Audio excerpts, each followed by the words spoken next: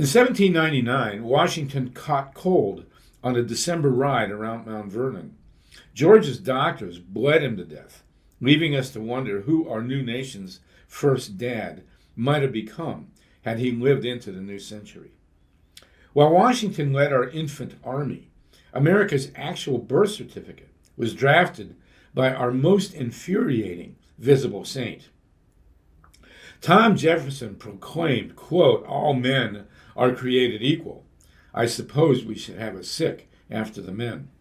His first Declaration draft included a rant against slavery, which was deleted by Congress. But he bought and sold slaves throughout his life. At his death, Tom freed only a tiny handful. 2 were his biological children. Jefferson saying of, quote, "life, liberty, and the pursuit of happiness." He praised the common man.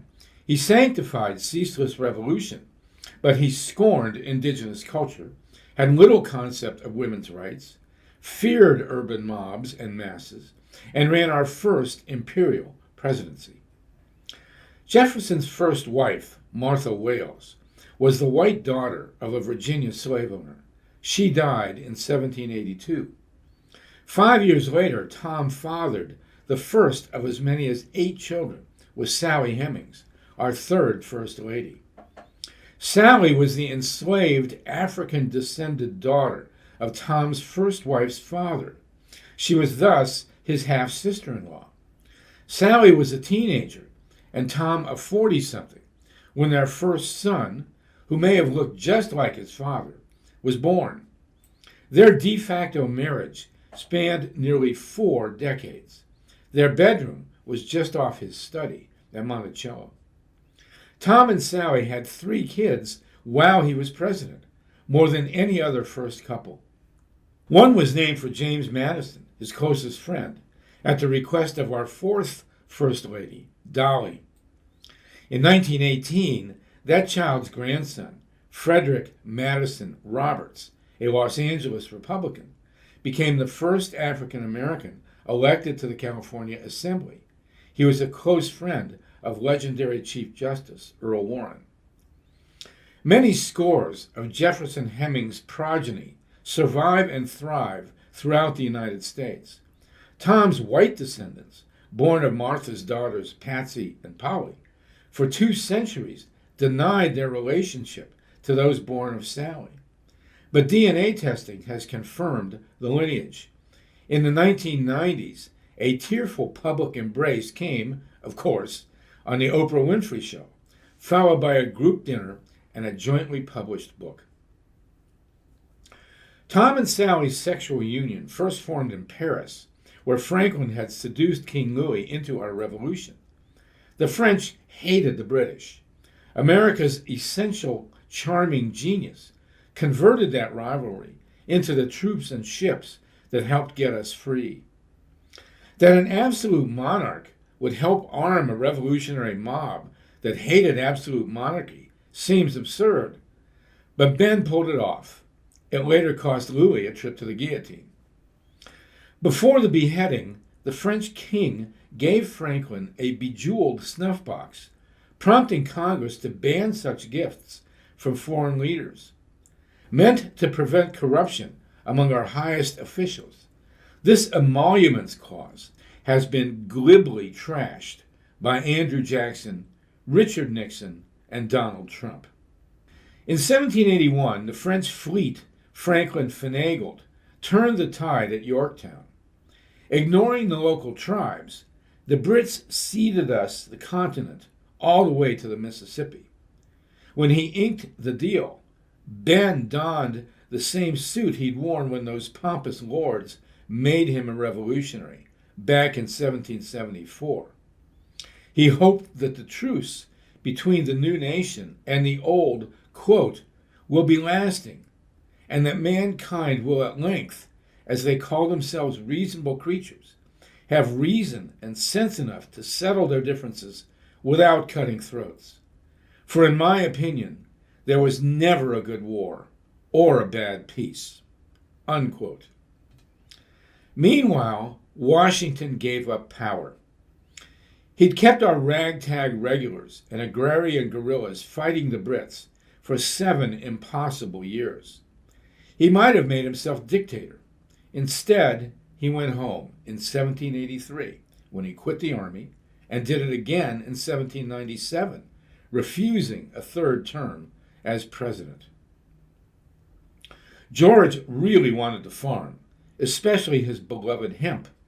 Unlike so many other revolutionary leaders who become awful dictators, Washington plowed under the idea that our newborn nation needed or would stand for an absolute ruler.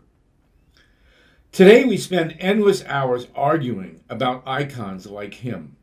Were our founders saints or devils? Love them or hate them? We deify the Indian-killing, slave-owning, anti-King George, the biologically barren father of our country, for his military stamina and for his tolerance, vision, and humble walks away from power.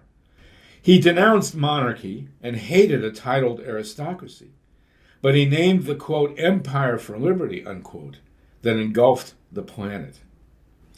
We love Tom Jefferson's magic pen that sang of all men being created equal, but we can't deny the women he dissed, the slaves he didn't free, the indigenous he would ethnic cleanse.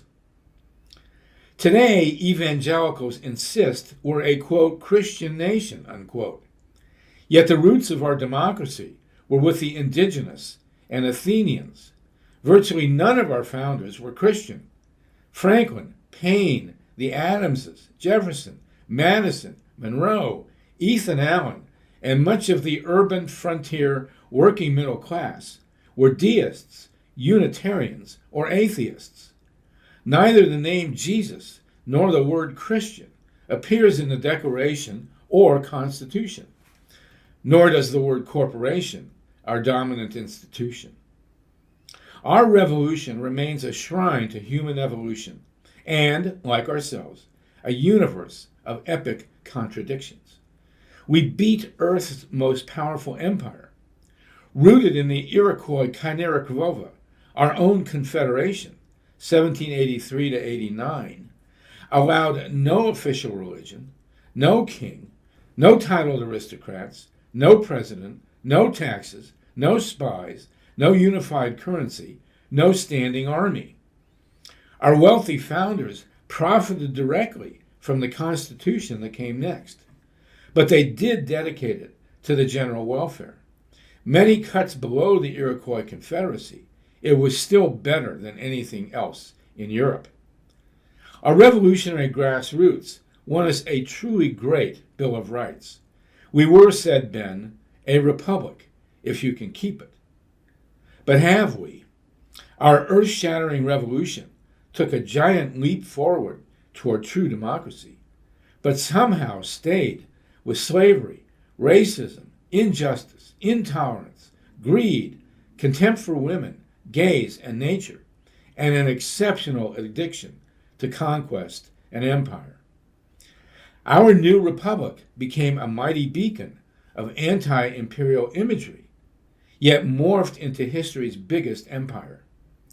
True to our Puritan heritage, wrote Roxanne Dunbar Ortiz, quote, the United States has been at war every day since its founding, often covertly, and often in several parts of the world at once, unquote. Today, we're still an imperfect onion.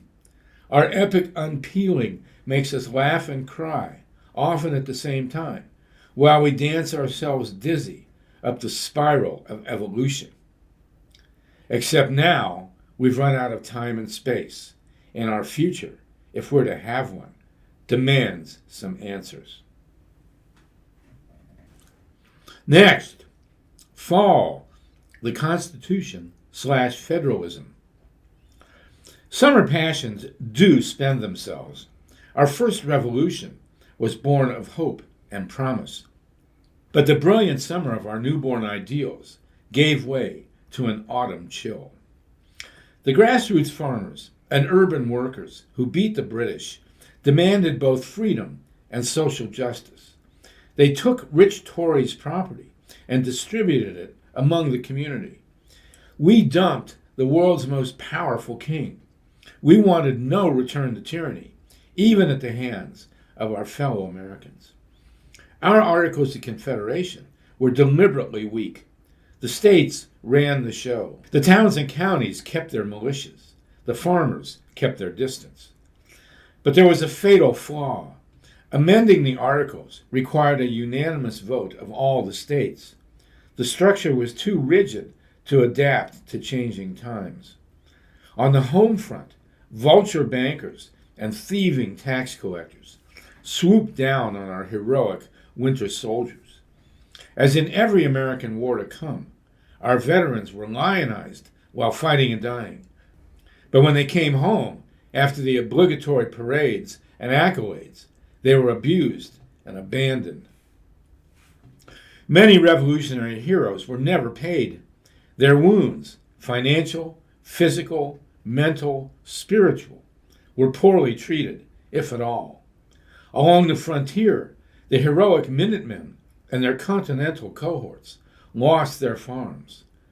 Plowjogger spoke through the ages for all working people, quote, "I have been greatly abused, have been obliged to do more than my part in the war, been loaded with class rates, town rates, province rates, continental rates, and all rates. I've been pulled and hauled by sheriffs, constables, and collectors, and had my cattle sold for less than they were worth.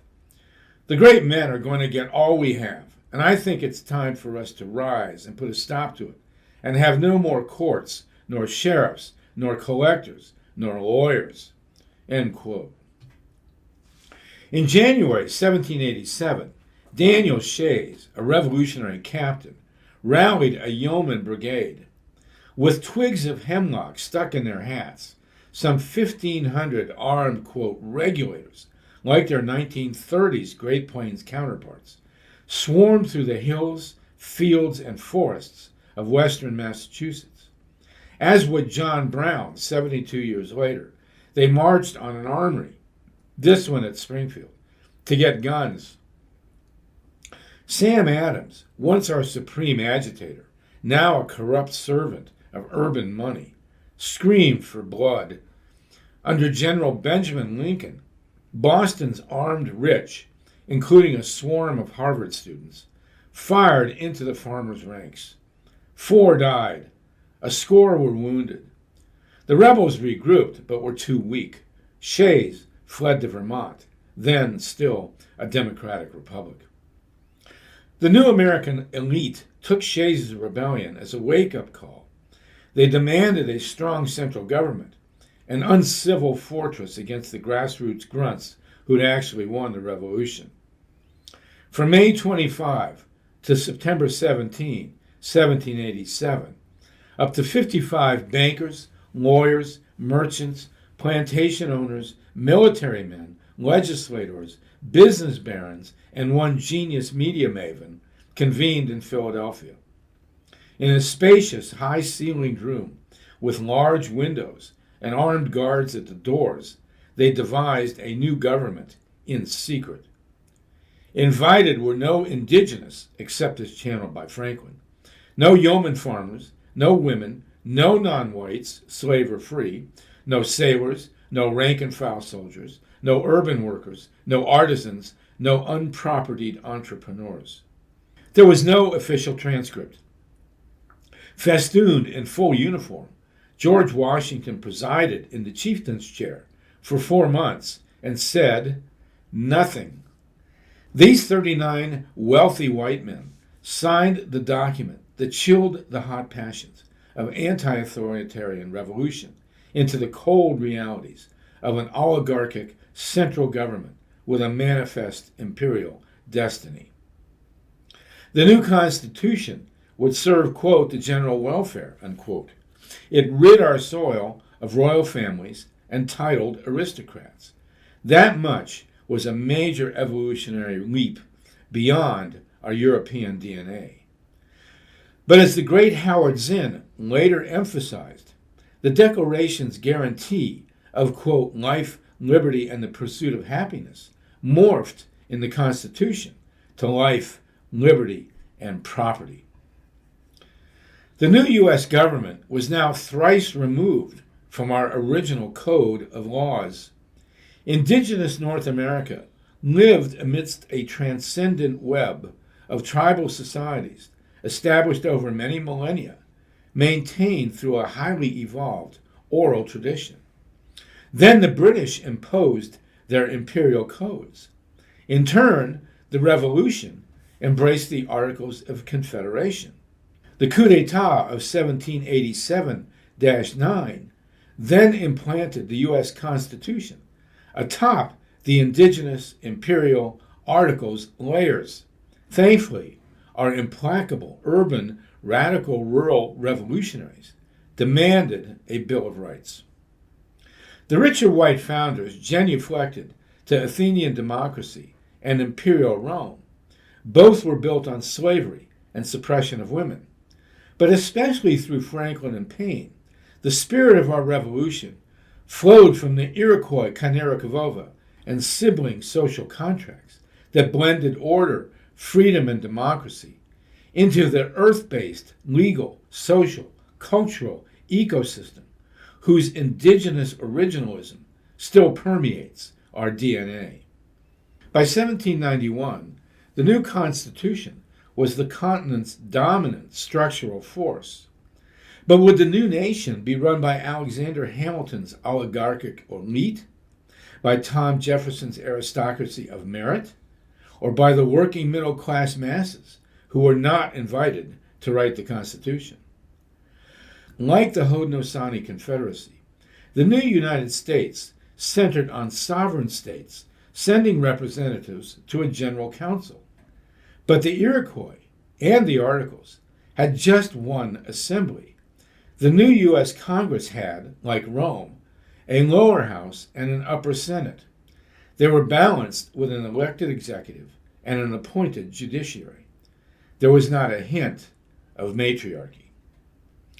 The new federal elite got a national army, taxation, tariffs, courts, currency, and stable commerce amongst ourselves and other nations. Property qualifications for voting, decided by the states, lingered until the 1860s. Free blacks could vote in 5 states. Women could vote only in Quaker-influenced New Jersey, and there only until 1808. An electoral college balanced the small states against the big ones. Slave owners counted each of their chattel for 3/5 of a vote for president and in apportioning the U.S. House. They used that, quote, bonus to dominate both that House of Representatives and the White House until 1861. After the Civil War, the Jim Crow laws let the South still keep a heavy grip on national power, especially through the Electoral College in the presidency. Grassroots farmers and urban workers mostly hated the new Constitution. In a fair national tally, it would have gone down. But to seal the new coup, the new American elite arbitrarily announced the need for 9 of 12 states to approve. The Democratic Republic of Vermont stayed independent until 1793. Then, as made clear by activist attorney historian Stoughton Lynd, the colonial elite birthed an American tradition by rigging the ratification process. In New York, the anti-federalist grassroots won a majority of delegates to oppose the new Constitution. But at the state convention, enough delegates flipped their votes to seal the deal. Some of them emerged with unexplained new wealth. The new Constitution could be amended with 2/3 of Congress, a presidential signature, and then 3/4 of the states. Tough, but doable. The new national organism could change and grow, but first it served the new elite. In reaction, our revolutionary populists demanded a Bill of Rights to resemble the Haudenosaunee codicils. Virginia's was drafted by Madison and Jefferson, both of whom joined Franklin and Washington in studying indigenous law. Still seething over the attack on Shays' rebellion, An angry populace threatened a new revolution. So Madison, who'd initially dismissed the idea, compiled our Bill of Rights. Our First Amendment became history's most essential sentence, fit to be carved high on the walls of every public building, especially our schools and courthouses. Quote, Congress shall make no law respecting an establishment of religion, or prohibiting the free exercise thereof, or abridging the freedom of speech, or of the press, or the right of the people peaceably to assemble and to petition the government for a redress of grievances. Unquote. Pronouncements like the Declaration of Independence, 1776, Declaration of the Rights of Man, 1789, Economic Bill of Rights, 1944, and Universal Declaration of Human Rights, 1948, enshrine our highest principles. But our Bill of Rights is the law. It guarantees the most basic freedoms: religion, speech, media, assembly, petition. It outlines due process. It bans self-incrimination, double jeopardy, spying, unwarranted search and seizure, arbitrary imprisonment, excessive bail, and torture. Remember that. Our complex, demanding contest between human rights and official tyranny has seesawed ever since. Through the cycles of our history, our worth as a nation has always rhymed with our effective commitment to those first 10 codicils. In 1791, Washington and his Treasury Secretary, Alexander Hamilton, slapped frontier farmers with a hated whiskey tax. The angry agrarians grabbed the guns they'd used to beat the British and marched toward Philadelphia. But George had a new army.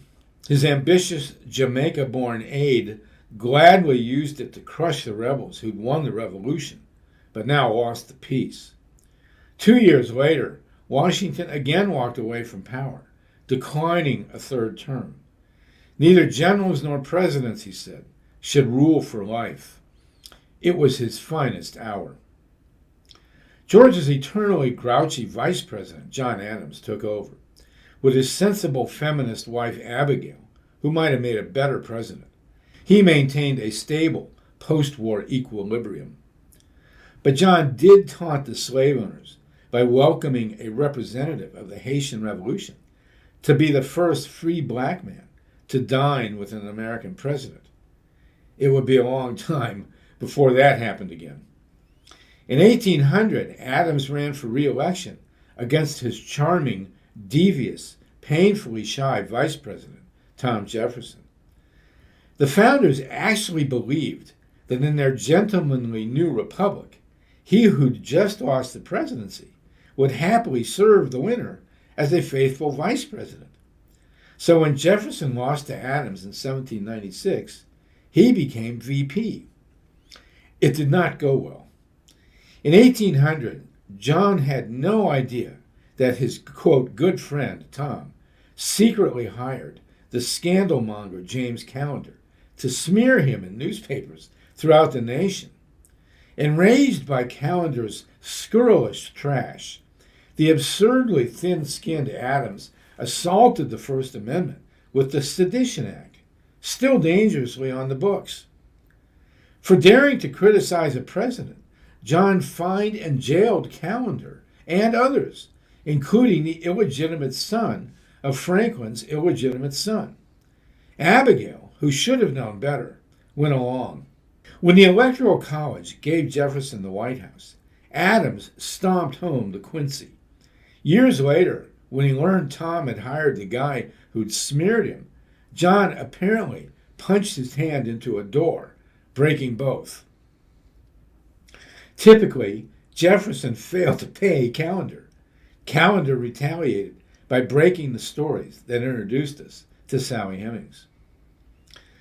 A lover of all things French, our third president was identified with a revolution that beheaded Franklin's friend Louis XV. A Red Scare / Great Fear spread amongst America's authoritarian elite. Yale's Puritan president Timothy Dwight, a grandson of Jonathan Edwards, demanded new witch trials. Reverend Jedediah Morse howled out about a crazy, quote, Illuminati conspiracy, somehow involving the composer Beethoven. Like so many other tyrannical fanatics throughout our history, Morse promised to name Satan's insidious agents, but never did.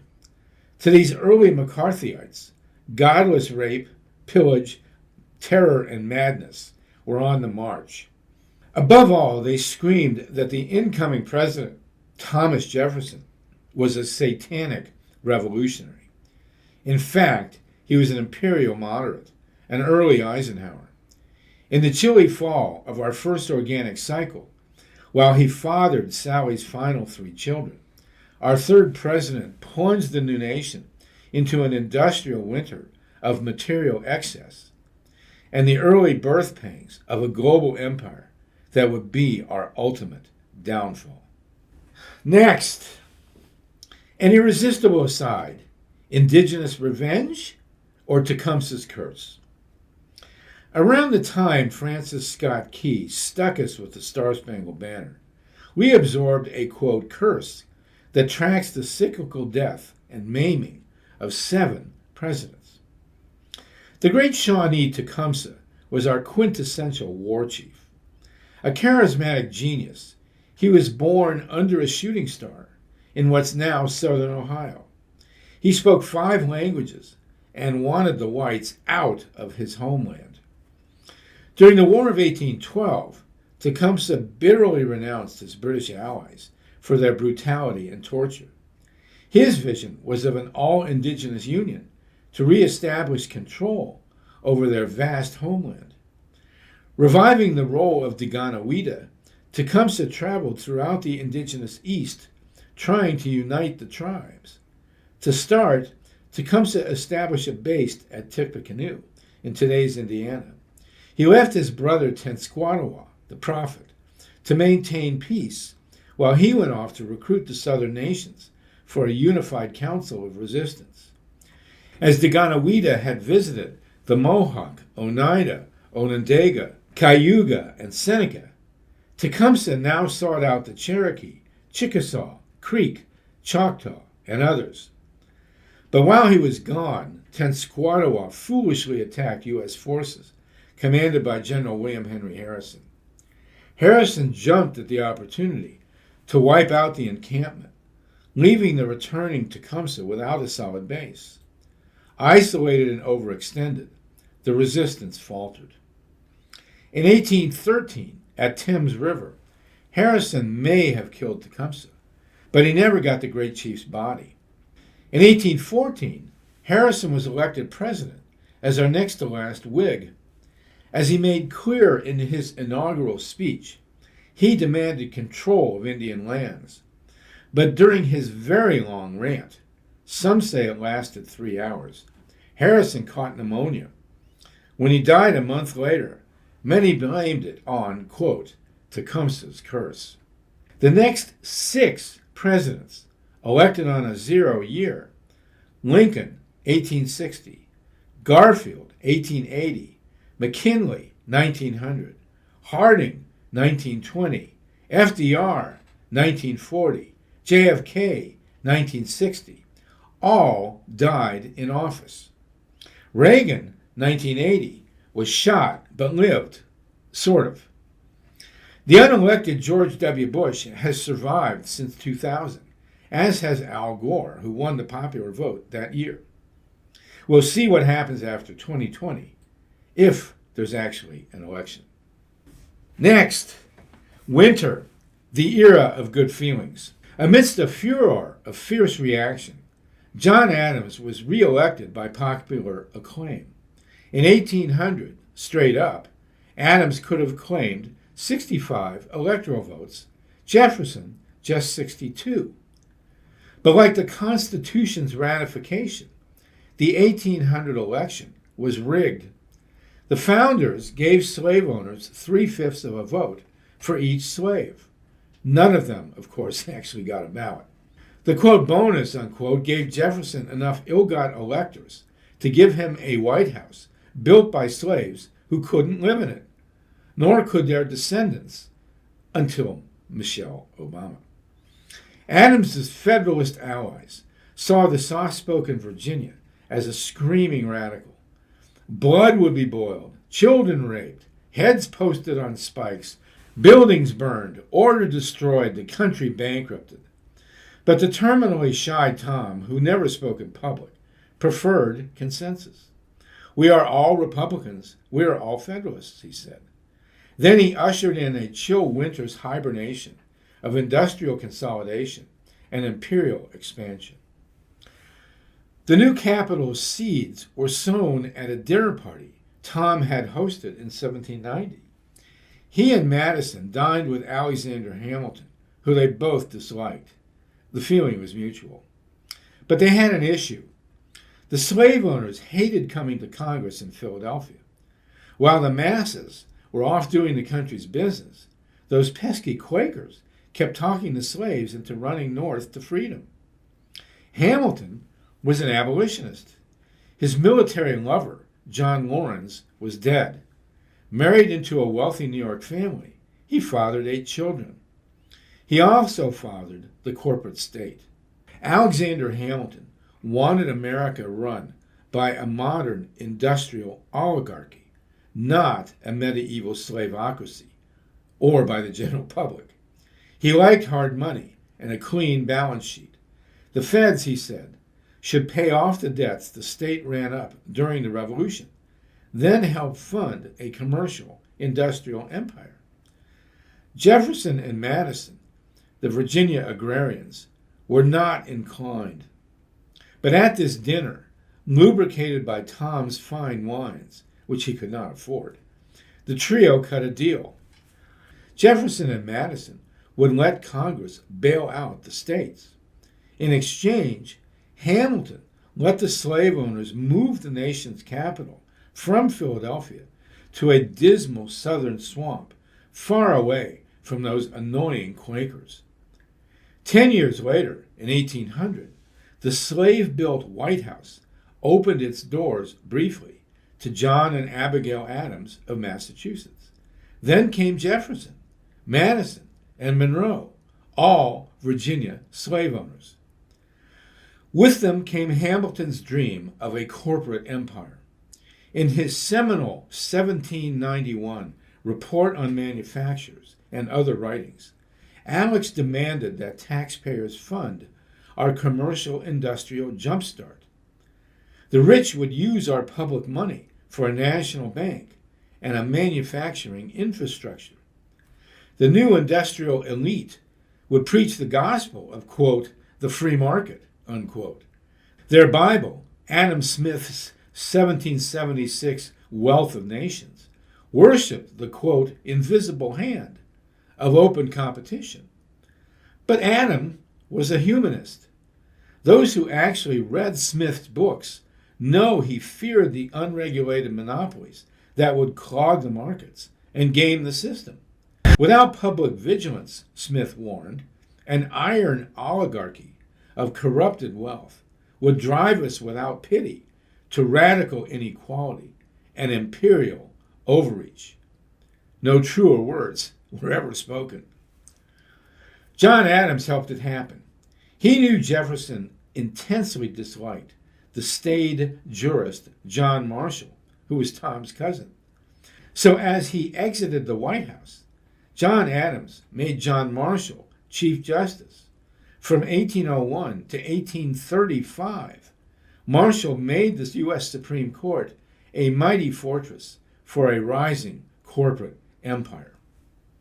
Marshall's timing was perfect. We were exhausted by war and reaction. We were ready to get rich.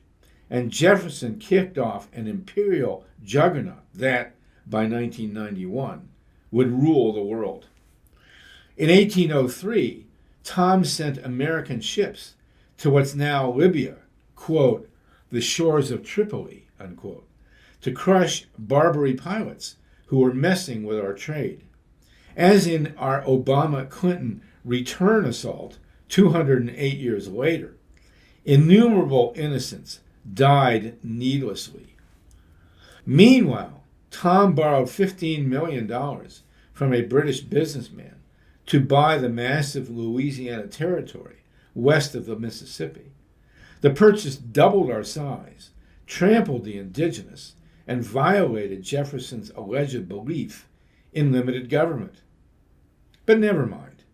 This was the portal to manifest destiny. Tom knew little of what he'd bought, but he wanted a place to send the eastern tribes, and he knew a steal when he saw one. Ironically, the purchase was made possible by Haiti's slave revolution, which terrified Tom and his fellow plantation owners. The French dictator, Napoleon, was using New Orleans to squeeze our commerce. War seemed inevitable, so he sent troops to tighten his grip. But France's sugar-growing colony of Hispaniola was along the way. The legendary Toussaint Louverture was leading 500,000 self-proclaimed Haitians in a war for freedom and independence. So Napoleon's racist plan was simple. His white troops would chop up the black rebels and then sail on to crush us in Louisiana. But Hispaniola became Napoleon's Vietnam. Toussaint made a souffle of the French troops, who never saw New Orleans. The white world never forgave Haiti for beating a European army, or for an anti-colonial revolution led by non-whites, tinged with social democracy. Napoleon's troops never reached New Orleans. He grimly sold Louisiana to the U.S. Meanwhile, Jefferson's imperial legions fought pirates and slaughtered civilians in North Africa. Our race to global empire was on. Haiti's revolution struck terror in the hearts of all slave owners. 10 U.S. presidents refused to recognize the new nation or to send an ambassador. Lincoln finally did both in 1863. Meanwhile, the Brits messed with our trade, our sailors, our newborn national pride. After the 1783 truce with Britain, our infant nation wisely avoided war. Except for Tom's North African conquest and the ongoing slaughter of the indigenous, we kept our heads down. Under Jefferson, Madison, and Monroe, the, quote, infant empire, unquote, took shape. Jefferson adopted Hamilton's commercial manufacturing vision. Abandoning their agrarian dreams, the end of ideology Virginians did the Hamiltonian thing of using the federal government to fund the infrastructure for a rising corporate state. But in 1812, imperial warhawks captured Congress. With the infantile idea of conquering Canada, our little army torched York, later Toronto. The Brits reciprocated by burning the White House. Little Jemmy barely escaped. At the ensuing battle of Fort McHenry, a slave-owning lawyer stuck martial lyrics, some blatantly racist, on an old drinking song. The unsingable mess morphed into a Star-Spangled Banner, for which unwilling athletes are forced to stand in violation of the First Amendment. Jimi Hendrix did play it best, wordlessly, at Woodstock 69. The era of good feelings was built around 3 consecutive two-term presidencies, Jefferson, Madison, Monroe, which didn't happen until our Clinton, Bush II, Obama, end of empire coma 2 centuries later. Meanwhile, this first winter of our material content demanded normalcy, not turmoil. Like the gilded 1890s, roaring 20s, fat 50s, me 70s, and greedy 80s to come, there was money to be made and land to be conquered. Few Americans bothered to read or vote. Wrote Ralph Waldo Emerson of Massachusetts, quote, "From 1790 to 1820, there was not a book, a speech, a conversation, or a thought in the state," unquote.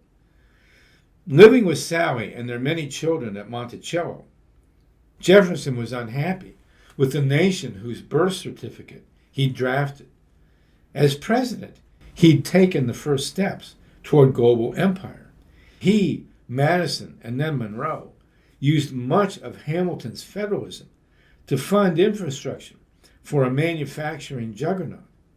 In 1816, in his usual timeless, self-contradictory rhetoric, Tom warned against exactly what he'd helped create.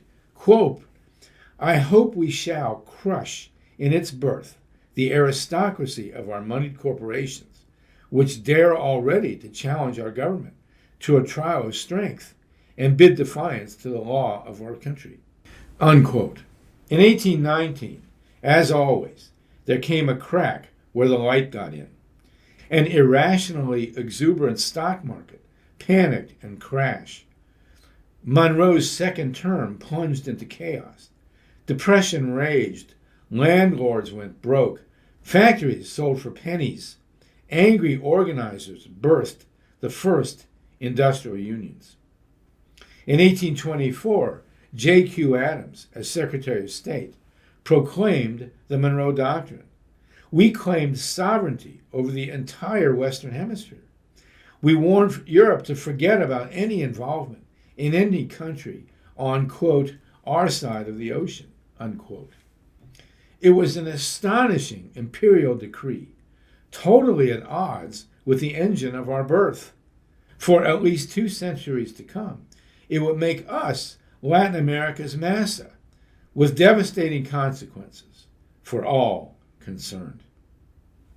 Next, Cycle 2, Manifest Adolescence. A burst of energy, Andrew Jackson.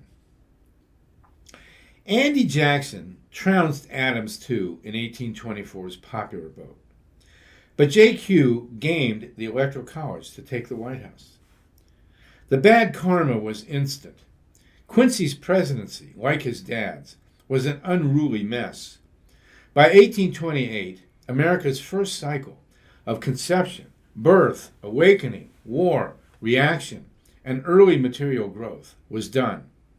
We were Washington's, quote, infant empire, fully formed, twice our birth size, forever at war, crushing indigenous peoples everywhere. But internally, our postnatal ideological nap brought economic stability. Despite our 1812 tantrum, despite our 1812 military tantrum, we amassed great wealth, nurtured a nascent commercial industrial state, slipped comfortably numb into our first winter's fat, smug snooze. Then we got woke by a Tennessee wildman. Next, Cycle 2, Manifest Adolescence. A burst of energy, Andrew Jackson. At the dawn of our second cycle, amidst the chaos of economic depression, 4 men ran for president as Democrat Republicans. Andrew Jackson of Tennessee beat them all in 1824's popular vote, trouncing John Quincy 153-544 to 108-740. But Adams, too, used the Electoral College to hijack the White House. He disliked slavery, but he cut backroom deals with slave owners Henry Clay of Kentucky and South Carolina's John Calhoun. The outcome was a 1-term presidency, as tortured as his father's. Andy Jackson was not a gracious loser. He'd fought at least 14 duels. A bullet sat about an inch from his heart. To crush Adams, too, in 1828, Andrew formed the Democratic Party, a pillar of slavery, racism, and imperial assault for the next 19 decades. State-by-state abolition of property requirements for voting sent the overall national vote count soaring from around 350,000 in 1824 to more than 1 million in 1828, and Old Hickory was not to be denied. After leaving the White House in defeat, John Quincy Adams served 17 years in Congress. He became a fierce abolitionist and our greatest ex-president.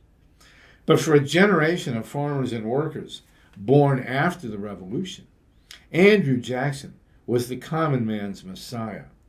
A wild mob made a drunken brawl of his inauguration.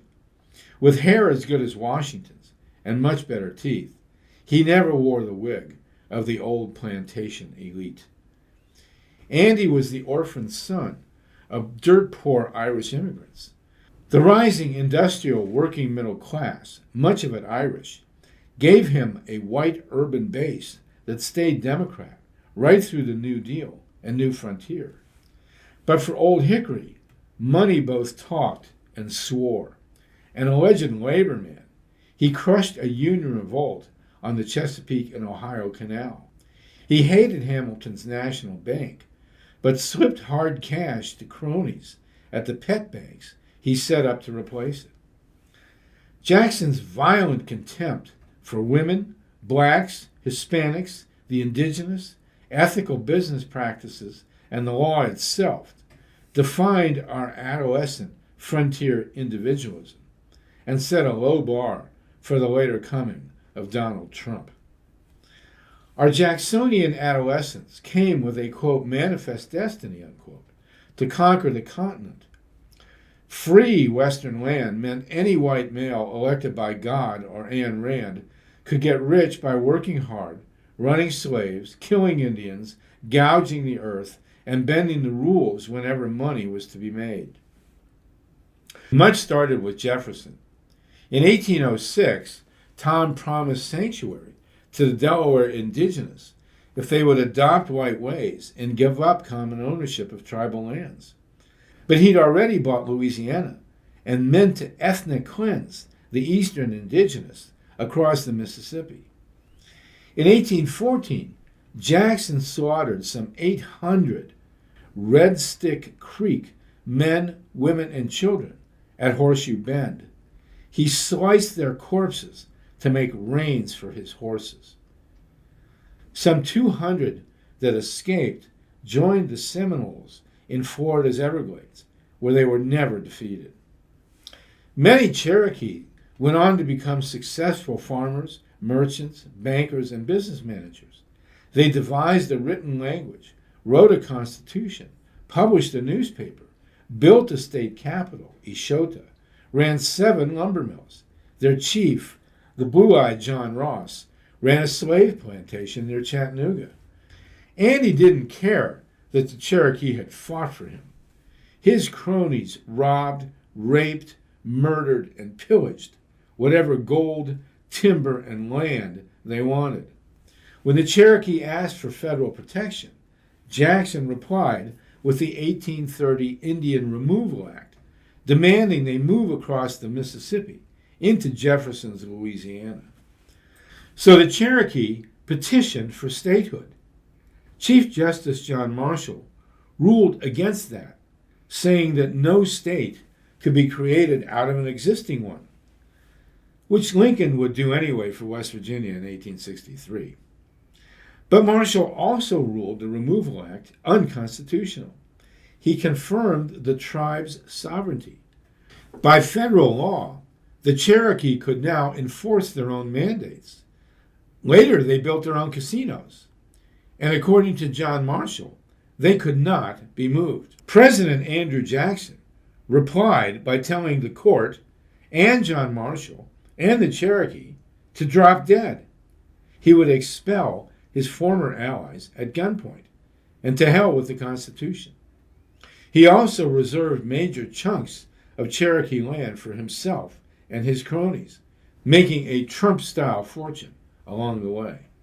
In May 1838, Jackson's successor, Martin Van Buren, ripped children from their families and drove 14,000 Cherokee out of their homes and onto an open field, which was in essence a concentration camp. Without shelter, food, or recourse, about 1,000 Cherokee ran into the hills, where there's still a town called Cherokee. In the fall of 1838, federal troops forced the tribe onto the, quote, Trail of Tears, unquote, an 800-mile death march to Oklahoma. A quarter of them died. The gash still festers in our nation's soul. But some 10,000 Cherokee did make it to Oklahoma. They built a capital, New Eshota, a school system, a reborn society. Today, more than 730,000 strong, many Cherokee still avoid Andy's face on the $20 bill, hopefully soon to be replaced with Harriet Tubman's.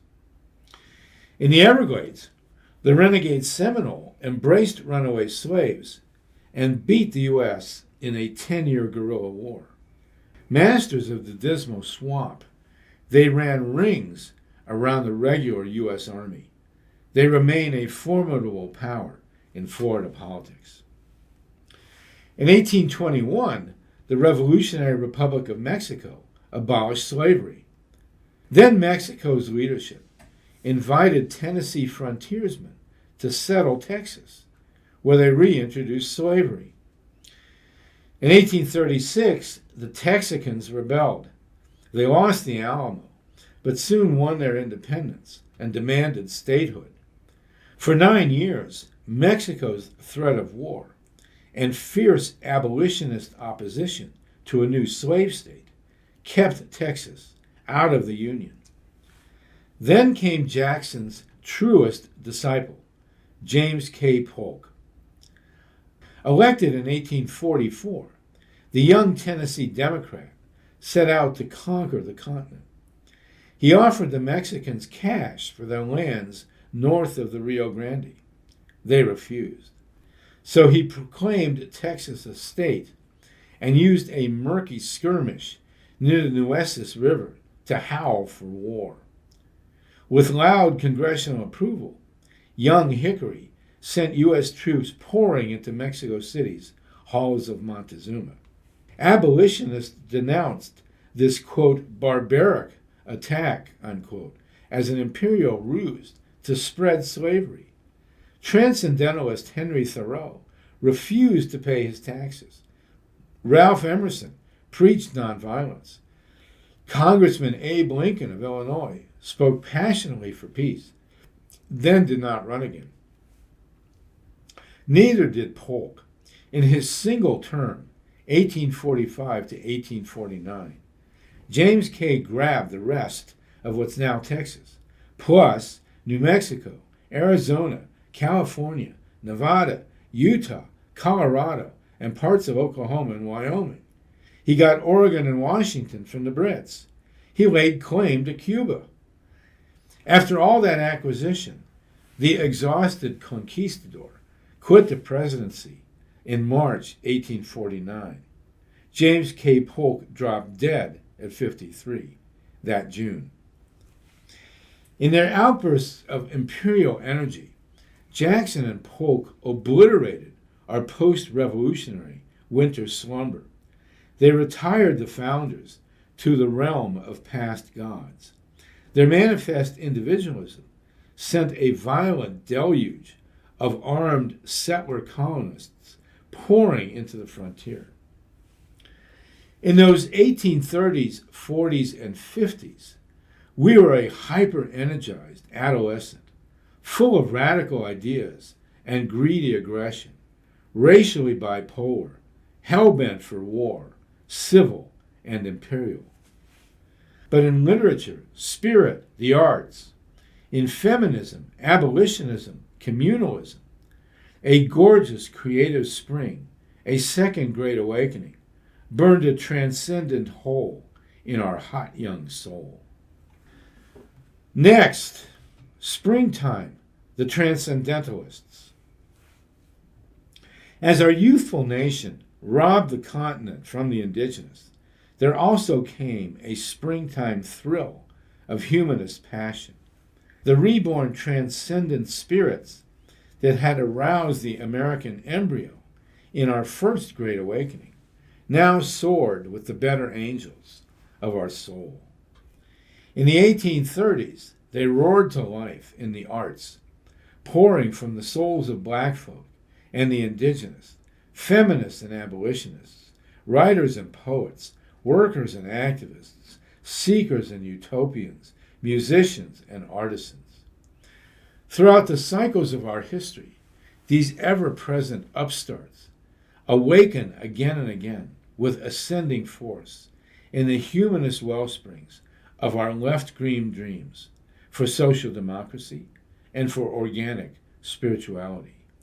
These days of magic were and continue to be a bucolic beauty. As always in America, it began with race. From the start, the South spewed a surreal, gone-with-the-wind mythology of happy black people swooning in awe of their beloved masses. But the slaveocracy knew better. It lived in constant terror of violent revolt. To own angry humans was to keep both feet on their necks. In the South's, quote, agrarian paradise, unquote, fear-based slave codes said blacks could not marry, own property, travel freely, meet together, talk back to whites, learn to read. The ceaseless torture and rape, murder and outrage imposed on chained chattel said the Southern elite knew full well its enslaved workforce was a seething volcano set to explode. Brilliant black writers and activists like Harriet Tubman, David Walker, Sojourner Truth, Robert Smalls, Mary Ann Shadd Cary, Solomon Northup, Maria W. Stewart, Frederick Douglass, and so many more never stopped resisting. Douglass's autobiography, Northup's 12 Years a Slave, Walker's appeal made it clear that slavery's ultimate payback would be utterly terrifying. In the Civil War, more than 200,000 blacks staged their own war of liberation. At least 40,000 died fighting for freedom in Union Blue. They had powerful white allies. Tom Paine demanded abolition. Ben Franklin petitioned Congress for it.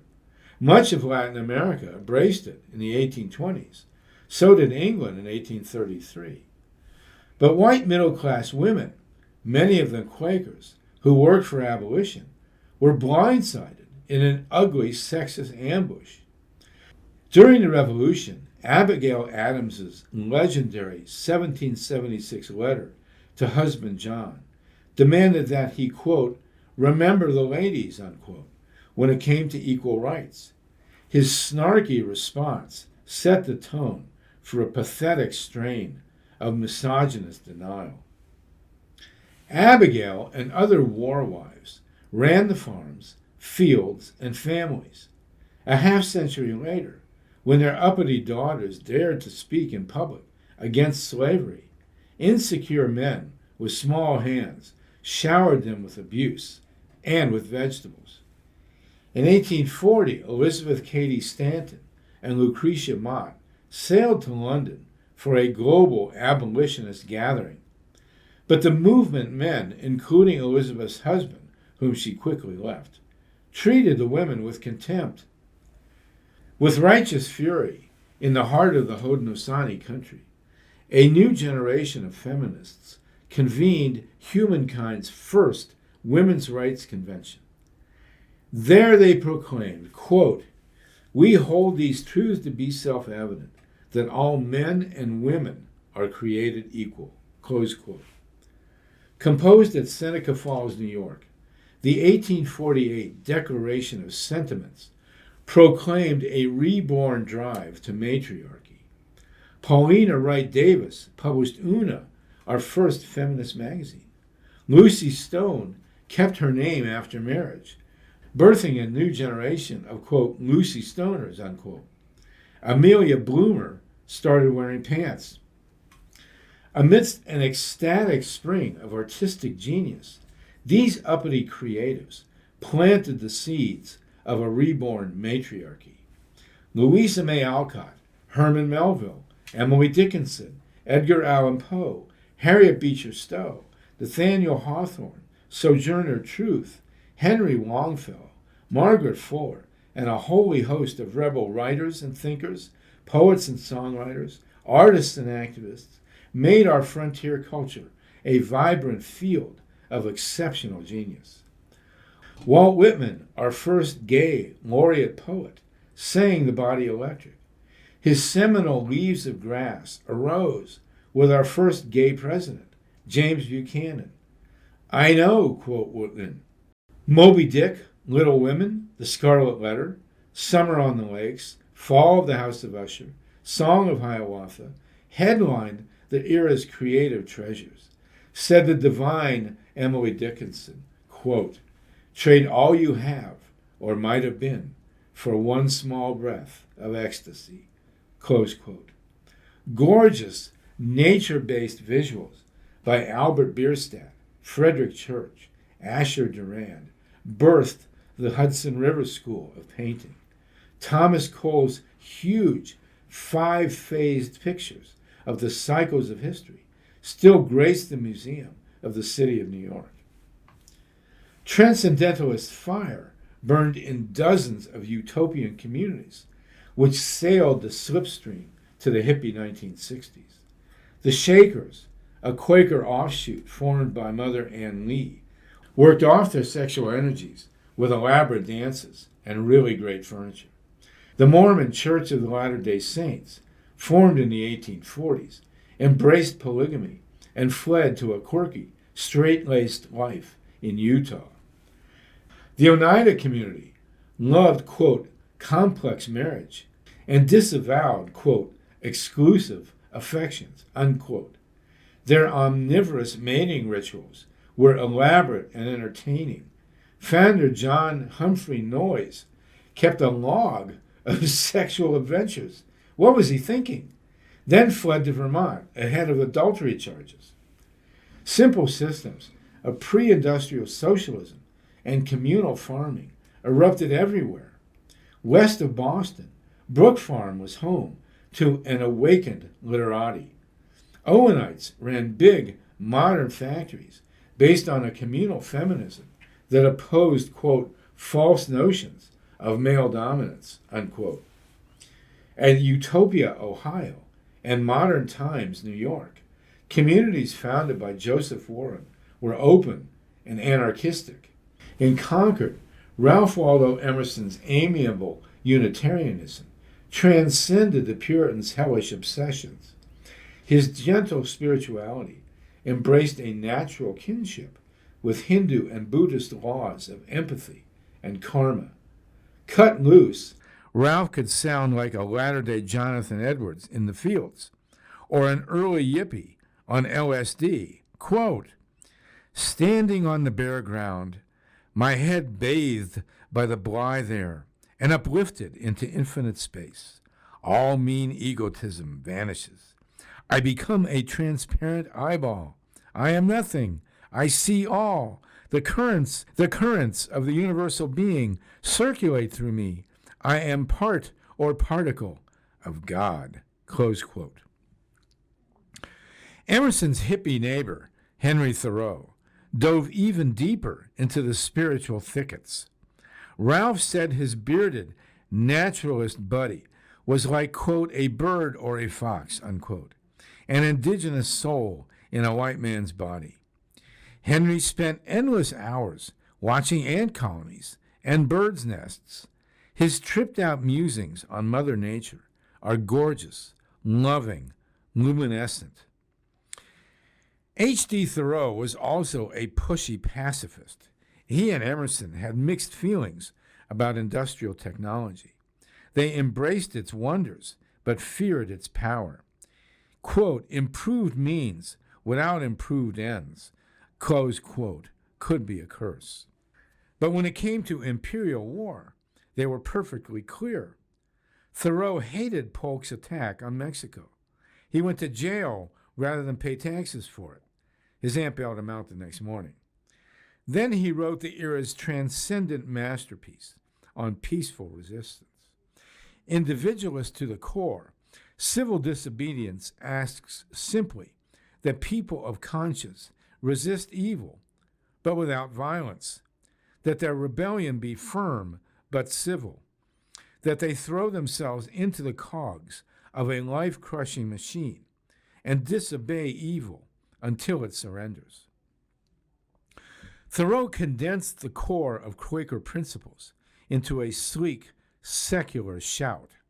His civil disobedience remains an indelible monument to social change.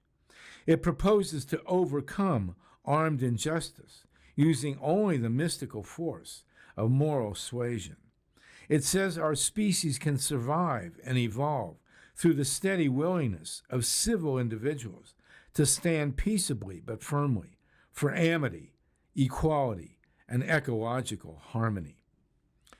The ethereal, inexplicable, pulsating force of that transcendent ideal is what makes us human and bends our historic arc inevitably toward justice. No one has ever said it better than Henry David Thoreau. Civil disobedience was joined in 1848 by another pamphlet that shook the world.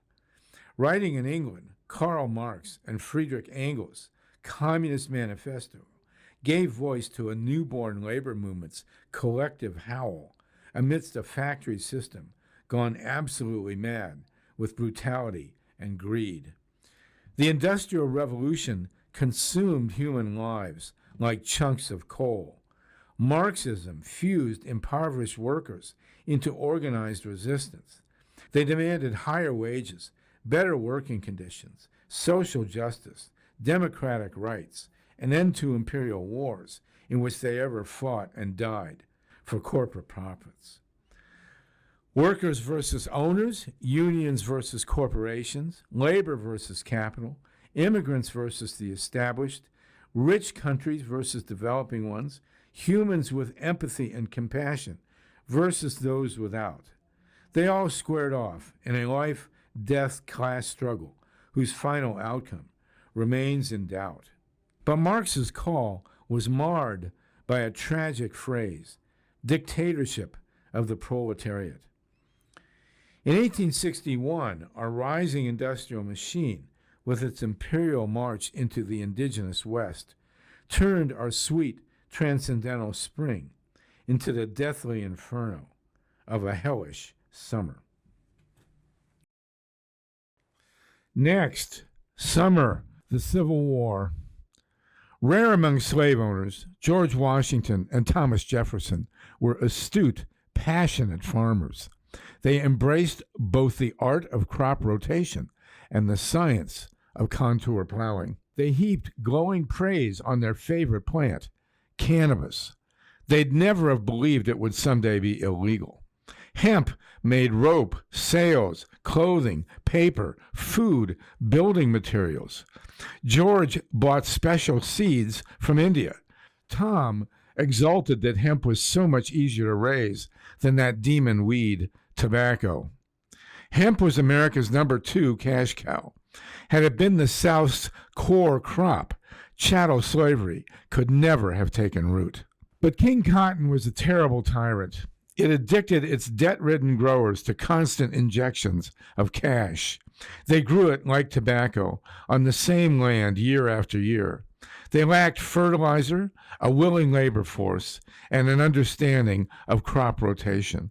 They wore out the soil, then moved west. It could not last. Starting at Jamestown in 1619, European slavers ripped anguished humans from a hugely diverse continent. The priceless agricultural skills that sustained Africa's deep, rich civilizations for countless millennia came with them. But the slave owners scorned the Africans' ancient wisdom. Their medieval South was a seething hell, ruled by smug totalitarians, awash in endless resistance. Historian Edward Baptiste wrote that especially in King Cotton's 1800 to 1861 ginned-up boom time, white people inflicted torture far more often than in almost any human society that ever existed. Racism was the drug of choice. It meant to justify African enslavement and indigenous genocide. White, quote, Christians, unquote, anointed themselves as superior to fellow humans of color. Biblical passages were duly found to deify the unholy delusion. Free white Europeans pouring across the Atlantic shunned the slave South. So by 1860, the North counted some 21 million residents versus 9.5 million Southerners, nearly half of them black. Even with the 3/5 bonus, the slave owners could not keep up in Congress or the Electoral College. But still, they wanted Kansas and Nebraska. That's when our second cycle's hot summer burst into flame. After a murderous 1859 rampage through bleeding Kansas, the abolitionist John Brown and his sons attacked a federal armory at Harper's Ferry, Virginia. They sought guns for a slave uprising. Brown was hanged by General Robert E. Lee, who made a name for himself in the Mexican War, then turned traitor. In 1860, the Democratic Party split. Angry Southerners wanted independence, the mouth of the Mississippi, the West. 4 million slaves were their primary capital asset. But Northern bankers, factory owners, and farmers would never let a hostile power control New Orleans or the Great Plains. Black and white abolitionists, South and North, feminist and otherwise, wanted slavery sent to oblivion. Abraham Lincoln became their intended instrument. Homeschooled and dirt poor, Lincoln became our quintessential common man. His hardscrabble father used him in a form of frontier servitude. But unlike so many other Jacksonians, Abe was not consumed by the quest for riches. A backwoods individualist, a rail-splitting wrestler, a self-taught attorney, he indulged in race jokes, thought to send blacks to Africa, renounced slavery while he spoke of saving the Union while preserving it. But having clawed his way to Congress, Lincoln denounced Polk's Mexican War, knowing this might cost him his career. His bipolar melancholia, darkened with a tough marriage, horribly cursed by the death of 3 young sons. Like FDR's polio and JFK's war wounds, Abe's personal demons forced him onto what historian William Appleman Williams called, quote, a quest for immortality and transcendence, unquote. Raised in nature, Lincoln willed parts of Yosemite to the new state of California for our first public land preserve. And in the era's single greatest sentence, Abe forever enshrined our national karma on slavery and war. The slaughter of civil war would rage, he said at his second inaugural in 1865, quote, until all the wealth piled by the bondsman's 250 years of unrequited toil shall be sunk, and until every drop of blood drawn with the lash shall be paid by another, drawn with the sword, unquote. The slaveocracy's race-based caste system set white peasants at the throats of black slaves. Its confederacy was a feudal relic, the bastard spawn of a medieval elite. It could not last. The North was an emerging industrial superpower. An early techno freak, Abe was our first, quote, wired president, unquote, the only one to hold a patent for a flotation device. In 1863, he established the National Academy of Sciences. He pushed hard for the Transcontinental Railway and dreamed of riding it to California. Lincoln telegraphed in real time directly to battlefields like Gettysburg, personally deploying observation balloons, ships, trains, arms, troops. He investigated a prototype machine gun that, thankfully, was not yet ready for mass slaughter. As our Civil War erupted, Russia's liberal Tsar, Alexander II, freed more than 20 million serfs. In 1861, they got full rights as citizens, including the ability to marry and run a business. Many also got the houses they lived in, and at least some of the land they'd worked for unpaid centuries. The aristocracy hated it, but this towering transition came largely without violence. America, on the other hand, was cursed with a much harsher form of inhuman servitude. The Northerners were of multiple mindsets. Transcendental abolitionists raged against the machine. White workers wanted Western farms. The rising robber barons wanted control of Congress and of the Mississippi, with license to loot the virgin resources of the South and West. But the North's urban working class mostly wanted nothing to do with this, quote, rich man's war, unquote. In 1863, Irish street gangs torched Manhattan. They lynched blacks they'd fought against for jobs and status. Their Democratic Party machines, like Tammany Hall, named for an indigenous chief, ran the Celtic barrios of the urban North in ways much like the Jim Crow South. This bloody class caste chasm fed the rising industrial rich. Like Washington during the First Revolution, Lincoln hesitated to accept African American soldiers into the Union Army, but he quickly realized the North couldn't win the war without them. The black abolitionist Frederick Douglass criticized Abe's slow pace, but he argued that, quote, though Mr. Lincoln shared the prejudices of his white fellow countrymen against the Negro, it is hardly necessary to say that in his heart of hearts he loathed and hated slavery, close quote. In 1863, Abe's Emancipation Proclamation fulfilled John Brown's mission. Black liberators now had guns. Said Douglass, quote, once let the black man get upon his person the brass letter, U.S. Let him get an eagle on his button and a musket on his shoulder and bullets in his pocket. There is no power on earth that can deny that he has earned the right to citizenship, close quote.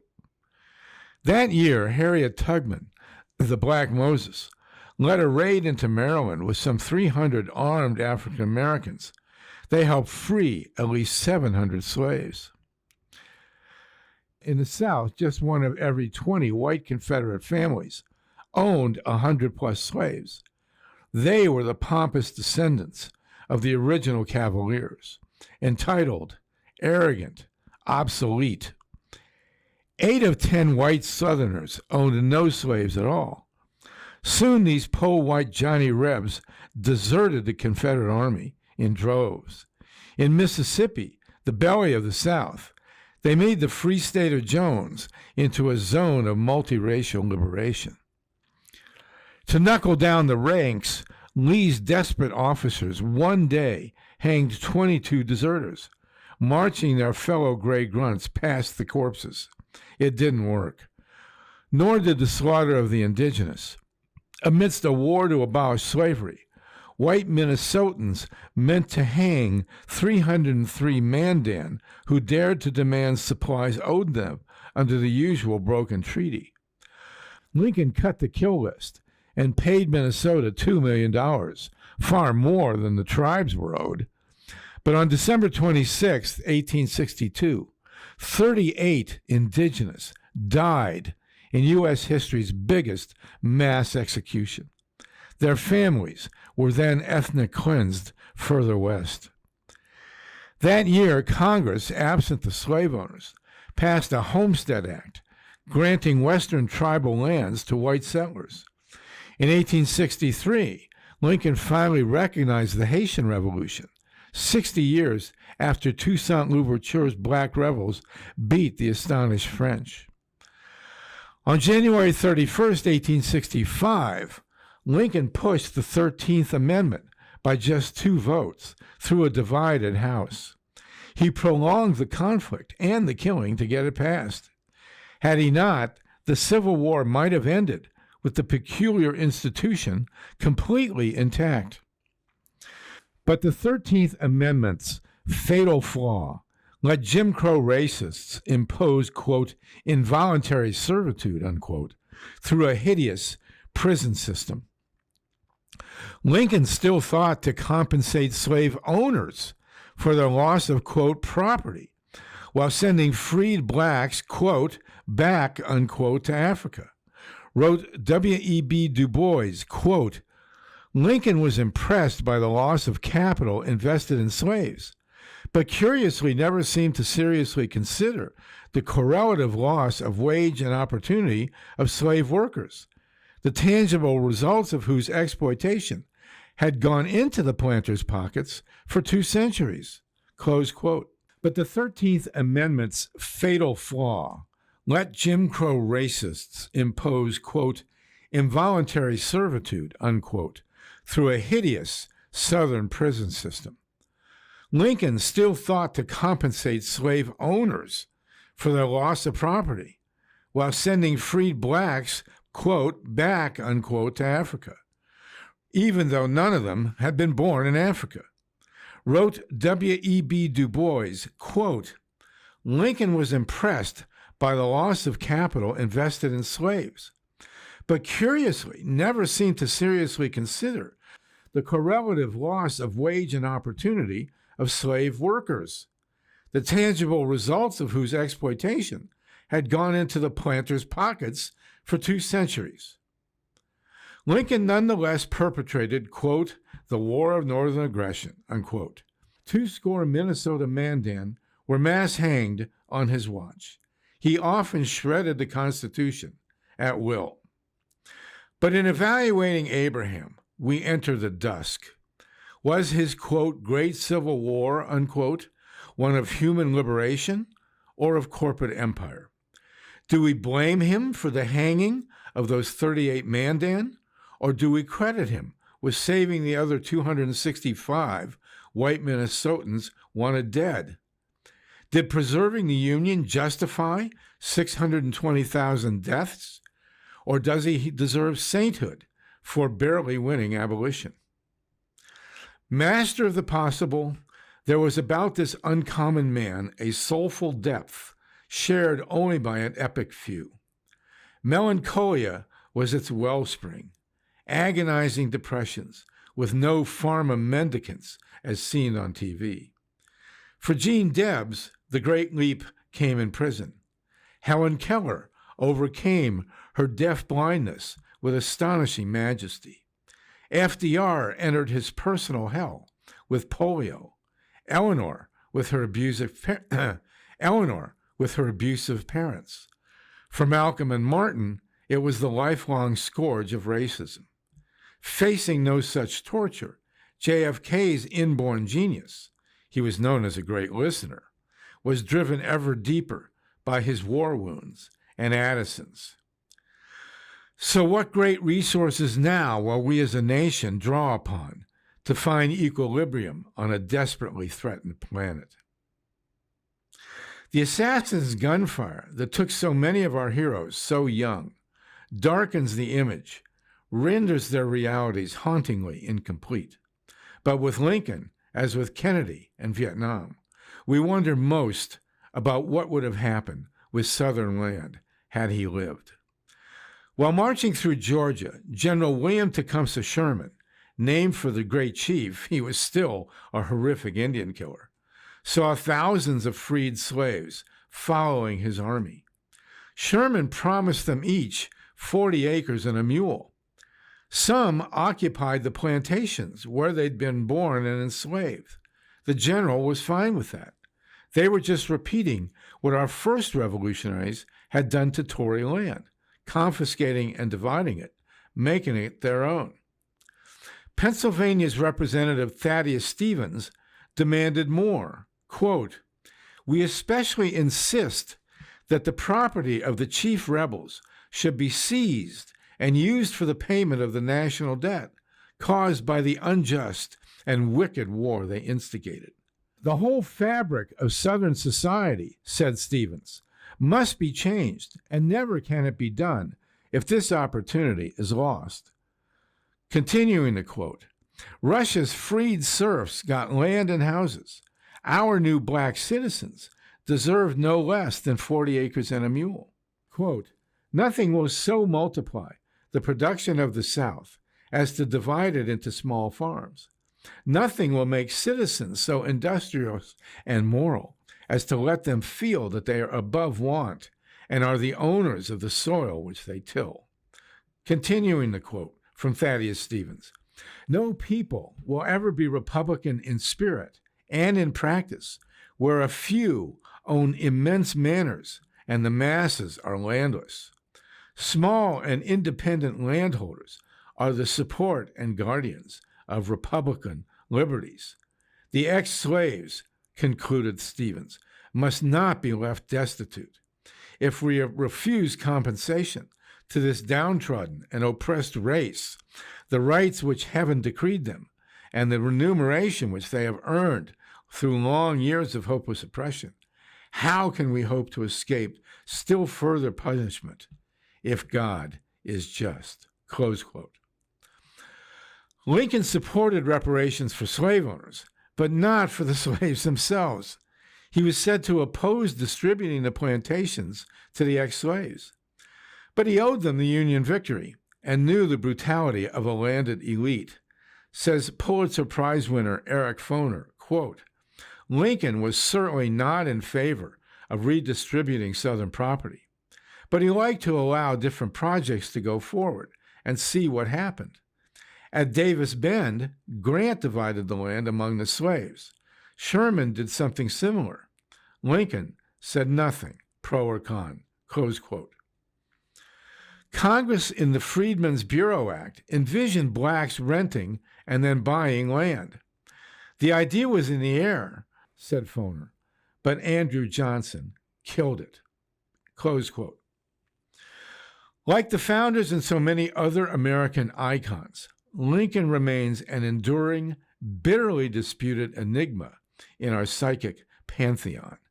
He was a tortured, uniquely compelling mix of warmth, wit, depth, complexity, wrought with contradiction, capable of growth. What truly haunts us is that only a peacetime presidency could have shown us the complete, honest Abe. Try as we might, we'll never know how he might have handled the epic challenges of Southern justice, racial reparations, Western land, indigenous rights, industrial democracy. What we do know, what really matters, is what did happen. To win re-election in 1864, Lincoln made Andrew Johnson, a Tennessee Jacksonian, his VP. As with a later Johnson, we still pay a fearsome price. Andrew came drunk to Abe's second inaugural. As an unreconstructed racist, he killed the idea of redistributing plantations and a whole lot more. But in the hot summer of our Second American Revolution, the 13th Amendment abolished chattel slavery outside the prison system. The 14th meant to guarantee Southern blacks their basic human rights, soon hijacked by the corporations. The 15th pledged the right to vote regardless of race, a promise largely broken even today. A Civil Rights Act confirmed the solemn promise of racial justice, paid for in blood and then trashed by the Supreme Court. In 1869, the iron-fisted U.S. Grant sent in troops to reconstruct the South. They guaranteed the right to vote. Poor whites and blacks shared public offices. Their kids shared schoolrooms. Parts of the South sang of multiracial hope. Then came another cruel postbellum fall. A Jim Crow swarm of KKK terrorists raged through the Bible Belt, dressed like beds, torching crosses, raping innocents, lynching their own mixed blood cousins, turning into trash all they touched. Next, fall, Jim Crow Democrats and their KKK terror. At Appomattox, April 9, 1865, Lincoln's victorious Union responded to 4 years of ghastly carnage with one of history's most magnanimous gestures. Astride his horse Traveler, Robert E. Lee rode in to surrender. Scion of the slaveocracy, he wore his finest Cavalier grays. U.S. Grant came late. His shabby private's uniform was a muddy mess, but he was the victor. For a surreal moment, Grant and Lee chatted amiably about the Mexican War, where they'd met briefly. But then it was down to business. Quanah Parker, a Comanche war chief, kept the official record. Lee was a traitor. Lincoln had offered him command of the Union Army. Instead, he led a carnal crusade for history's most vicious form of human bondage. Many of the 620,000 dead now rotted under Lee's plantation, which became Arlington National Cemetery. By law, Grant could have hanged Lee, as Lee had done to John Brown 6 years prior. Instead, Grant asked how much food Lee's men needed. Grant offered 25,000 rations. He let Lee keep his sword. Rebel soldiers kept their sidearms and horses for spring planting. The victor in one of history's bloodiest wars took no prisoners, issued no indictments, staged no executions. It was an exceptional moment. It recalled Washington walking away from his Revolutionary Army and then again from the presidency. It signaled a time to clear wreckage, heal wounds, embrace an America free at last of chattel slavery. It was also a move of strategic necessity. Lincoln and Grant knew all too well what it might mean to fight an outlier army of angry gray guerrillas fanning into the hills and hollers, fields and forests. It was a lesson we learned in our own revolution, then forgot in the Everglades, Great Plains, Philippines, Korea, Vietnam, Central America, Iraq, Afghanistan, and wherever else our Calvinist empire has assaulted a local resistance. 2 days after peace, Lincoln and his son Tad walked Richmond's streets. They brought no military escort. They were mobbed by grateful free blacks and curious poor whites. Abe asked a band to play Dixie, then conversed with a free black man, horrifying the former slaveocracy. On April 14th, a deranged actor, working with at least 6 co-conspirators, put a bullet in the back of Abe's head. It was a ghastly plunge into eternal psychosis from which we've never really recovered. Soon after Appomattox, as Abraham moldered in his grave, Robert E. Lee became president of Washington College, later Washington and Lee. He lived until 1870 and oversaw the first U.S. college courses in business and journalism. Quote, "We have but one rule here," he wrote, "and it is that every student be a gentleman."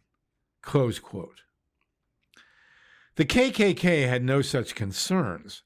Immediately, it launched a bloody Jim Crow rampage for caste, power, and property. Though they would deny it with violent outrage, countless Klansmen were themselves descended from raped slave women. Consider the progeny of Thomas Jefferson and Sally Hemings. Sally's grandmother was an African who was raped by the white captain of the ship that brought her to Virginia. Their daughter, Betty, was then raped by her white owner, John Wales, to whom she bore as many as 6 children. Sally was the youngest. Sally's Virginia Massa thus fathered both women, one white, one black, who birthed the children of the third president of the United States. 4 or 5 of Tom and Sally's 8 children lived to adulthood. 3 were born while he was president. 2 passed for white. So did scores of their progeny.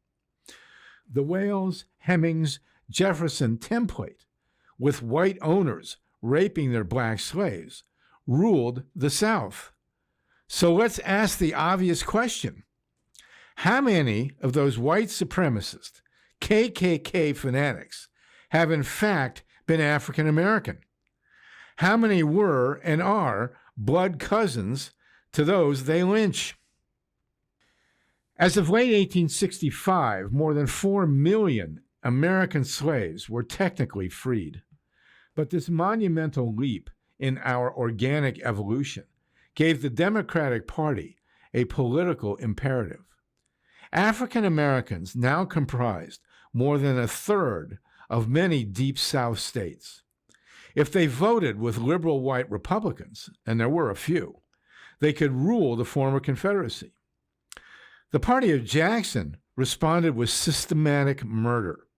Over the next century, its KKK terrorists assassinated at least 4,000 African Americans. Some killings were random, but most were the targeted, intensely political purges of black women and men who dared to organize their communities. The lynch mob was the Democrats' key to control of the South and much of Congress. The 13th Amendment also allowed for, quote, involuntary servitude, unquote, in response to even minor and often non-existent crimes. So for 15 decades, millions of blacks, North and South, have been falsely imprisoned, stripped of their rights, plunged into virtual slavery, on chain gangs, in solitary confinement, and worse. With the party roles reversed, the same agenda would drive the Nixon-Reagan drug war after 1971. Andrew Jackson pardoned the slavocrats as if the war had never happened. The incompetent Trumpian bigot was impeached by the Republican House, but the Senate sadly failed, by 1 vote, to remove him. In light of many future presidents' illegal wars and dictatorial impulses, it would have set good precedent for the Congress to oust at least one out-of-control chief executive. In September 1868, in Opelousas, Louisiana, white supremacists murdered some 200 black children, women, and men and torched a duly elected black-white government. Similar political mass murders carried on throughout the post-war South.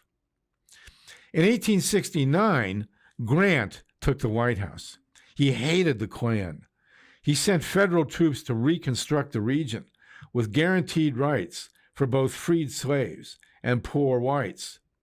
The center held for 8 path-breaking years. Under federal protection, African Americans voted alongside whites. Together, they elected some 2,000 mayors and governors, reps and senators, sheriffs and dog catchers. In the Carolinas, Mississippi, Louisiana, the races worked in harmony for the first time since Bacon's Rebellion to improve education, business, government, sports, music, life. And then it crashed. In 1876, Grant failed to run for a 3rd term. He then wrote one of history's best-selling autobiographies, and just as he finished it, he died of cancer. In the 1876 general election, New York's Tammany Democrat Samuel Tilden beat Ohio's Rutherford B. Hayes by 250,000 ballots.